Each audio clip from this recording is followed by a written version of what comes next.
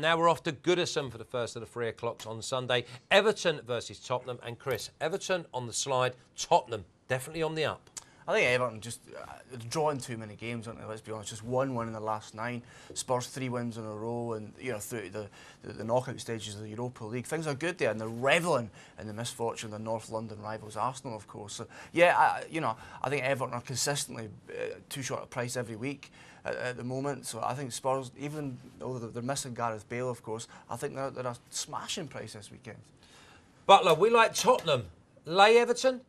I think you're right. I think it's the way to go. Everton are very, very short. All the media will be telling you Everton are flying under David Moyes, but that's not the case. As Chris says, 1 win in 9. They've drawn an awful lot of games. 4 draws in their last 6 matches. 3 draws in this fixture in the last 6 matches. It's all about the draw for me, 23-10. We've put up a lot of draws in this weekend's fixture list, and I think the draw here again represents fantastic value. If I was a bookmaker or an exchange player, Everton at home, you want to lay in Everton at home. On this occasion, I think the 11-10 is too short. Tottenham 11-4. Gareth Bale is a huge loss for them. I think he's very influential. I think Suarez is the most influential player for a team in the Premier League. I think Bale comes a close second. So it's all about the draw for me. When you can't split 2 teams, what do? You back the draw. And if you've done it Everton games this season, 4 draws from 7 of their home games, it's got to be the value at 23-10.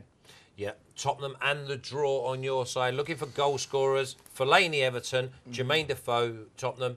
Either for you? I'll take the latter. I know it's a pretty boring, predictable selection, but I just think he's absolutely on fire now. He's just brimful of confidence. 5 goals in his last 4 games. Displaced Adebayor as the #1 striker at the club at the moment, and just and probably the best form of his career at the moment. He has to be backed.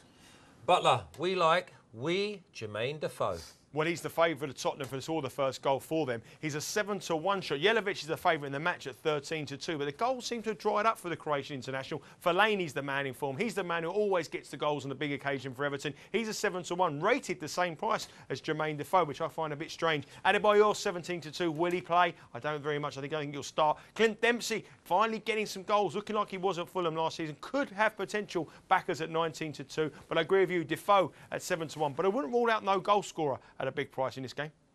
Cheers, Butler. Well, then we're looking at unders and overs, and is this going to be a tight game?